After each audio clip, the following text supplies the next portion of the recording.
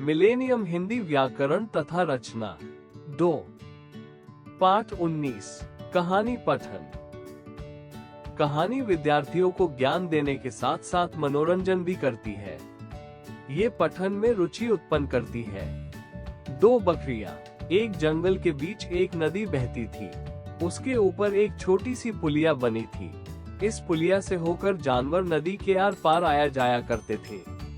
पुलिया बकरी थी, इसलिए एक बार में एक ही जानवर इस पर से गुजर सकता था। एक बार 2 बकरियां पुलिया के दोनों छोर से आ रही थी। दोनों में होड़ लगी कि पहले इस पुलिया को कौन पार करेगी। दोनों बकरियां अकड़ गई। वे एक दूसरे को रास्ता देने को तैयार नहीं थी। देखते देखते दोनों बकरियां लड़ पड़ी। पुलिया तो सकरी थी ही, दोनों लड़ते लड़ते पुलिया से नीचे गिर पड़ी। नदी में पानी गहरा था। दोनों उसमें डूबकर मर गई। अगर एक बकरी दूसरी बकरी के ऊपर चढ़कर पुल पार करती तो लड़ाई ही नहीं होती, फिर दोनों की जान भी बच जाती। शिक्षा, हमें अकड़कर नहीं बुद्धि से काम लेना चाहिए। मोहन की मित्रता। मोहन नाम का एक बालक था। वो पढ़ाई में बहुत होशियार था। हर साल कक्षा में प्रथम आता था। वो हमेशा बड़ों का सम्मान करता था। समय पर स्कूल जाता था। वो मन लगाकर पढ़ता था। उसकी मित्रता कुछ बुरे लड़कों से हो गई। वो पढ़ाई से मन हटाने लगा। उसने स्कूल जाना कम कर दिया। धीरे धीरे वो पढ़ाई में कमजोर हो गया। परीक्षा हुई तो वो फेल हो गया। ये सुनकर उसके माता पिता बहुत दुखी हुए। पिता के समझाने का उस पर कोई प्रभाव न पड़ा। एक दिन मोहन के पिताजी कुछ सेब लाए। उन सेबों में एक सेब सड़ गया था।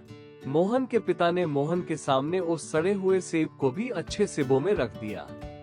पिता ने मोहन को सेबों की टोकरी कमरे में रखाने के लिए कहा। अगले दिन पिता के कहने पर मोहन जब टोकरी लेकर आया, उसने बहुत से सेब सड़े हुए देखे। मोहन ने कहा, पिताजी, ये तो सारे सेब खराब हो गए। पिता ने मोहन से कहा, देखो, एक सड़े हुए सेब ने सारे अच्छे सेबों को भी खराब कर दिया है। ठीक ऐसे ही बुरे मित्रों के साथ से तुम जैसे अच्छे लड़के भी खराब हो जाते हैं। मोहन अपने पिता की बात अच्छी तरह समझ गया। उसने बुरे लड़कों का साथ छोड़ दिया और फिर से वो अच्छा बालक बन गया। शिक्षा, बुरा साथ हानिकारक होता है। जैसे को तैसा। किसी जंगल में एक लोमड़ी और सारस रहते थे। वे दोनों अच्छे मित्र बन गए थे, परंतु दोनों का स्वभाव अलग अलग था। लोमड़ी बहुत चालाक तथा कंजूस थी। वो दूसरों से वस्तुएं लेना जानती थी। उसे किसी को कुछ देना अच्छा नहीं लगता था। सारस बड़ा सीधा साधा तथा उदार था। एक दिन उन्होंने एक दूसरे के घर जाकर भोजन करने की योजना बनाई। पहले लोमड़ी ने भोजन के लिए सारस को अपने घर बुलाया। अगले दिन सारस अपने मित्र के घर आया। भोजन के समय लोमड़ी ने जानबूझकर एक छिछली थाली में खीर परोस दी। दोनों मित्र एक साथ खाने लगे। लोमड़ी बड़े मजे से खीर खाती रही और प्रशंसा भी करती रही। सारस की लंबी चोंच में खीर नहीं आई।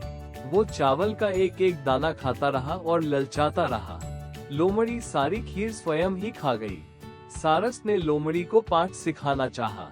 दूसरे दिन उसने भी लोमड़ी को आमंत्रित किया। जब लोमड़ी दावत खाने उसके घर आए तो सारस ने भी बड़े प्यार से उसका स्वागत किया। भोजन के समय सारस ने एक लंबी गर्दन वाली सुराही में खीर परोसी और कहा, आओ मित्र, भोजन तैयार है।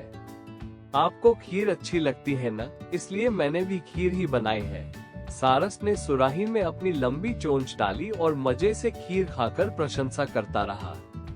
लोमड़ी का मुंह सुराही में नहीं घुस सका। वो केवल सुराही को चाटती रही। शिक्षा, जैसे को तैसा।